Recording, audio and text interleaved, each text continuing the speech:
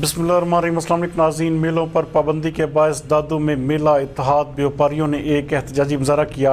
उनका कहना था कि हम 2 साल से फाका कशी पर मजबूर हैं, जबकि पीपल्स पार्टी और दीगर जमातें जा बजा जलसे कर रही हैं। मज़ीद उनका क्या कहना था, आइए देखते हैं।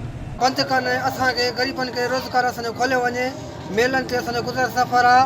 मुंहिंजी असां मज़दूर ॾाढा परेशान आहियूं। पंहिंजो बचनि जो पेट पालियूं। असां इहो मुराद अली शाह खे अपील।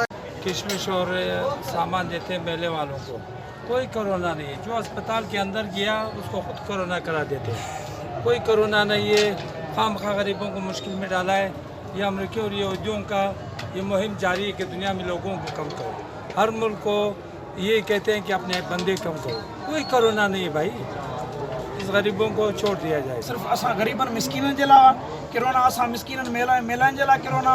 PTM जा जलसा थियनि था हर शहरनि में। लाहौर, इस्लामाबाद, हैदराबाद जलसा थियनि था। शहीद मोहतरमा जी वरसीअ ते एतिरियूं वॾियूं वरसियूं लॻंदियूं, पिड़ियूं वग़ैरह हेॾियूं मंडियूं लॻंदियूं, मार्केटूं, दरगाहूं असांजूं बंदि आहिनि। असां तमामु परेशान आहियूं। असां बेरोज़गार आहियूं। असां मुराद अली शाह खे अपील था कयूं, महिरबानी करे असां मिसकिननि ते को रहम करे असां जीअं पंहिंजे बचनि जो रोज़गार करे पंहिंजो गुज़र सफ़र करे सघूं। तक़रीबन हिकिड़े सेठ वटि 200, 500, 600 मुलाज़िमनि। तक़रीबन ही मेलनि जो कारोबार हज़ारनि माण्हुनि जो रोज़गार। असां वटि हज़ारे मज़दूर आहिनि जिन जो असां सां रोज़गार कंसल्ट आहे, जेके असां सां गॾु आहिनि। असांजी रोज़ी आहे, हो बि असां सां गॾु बचनि जी रोज़ी करे पंहिंजे बचनि जो पेट जो गुज़र सफ़र करे पंहिंजो बचनि जो गुज़र सफ़र कंदा आहिनि। त महिरबानी करे ही किरोना ख़तमु कई वञे, जीअं त असां पंहिंजा पेट पालण बचा गुज़र सफ़र कयूं। त इन जे लाइ सॼी दुनिया में हर शइ खुली पई आहे। मेलनि लाइ किरोना न आहे। महिरबानी करे ही मेला खोले त असीं पंहिंजा बचा था थियूं ऐं मज़दूरियूं कयूं।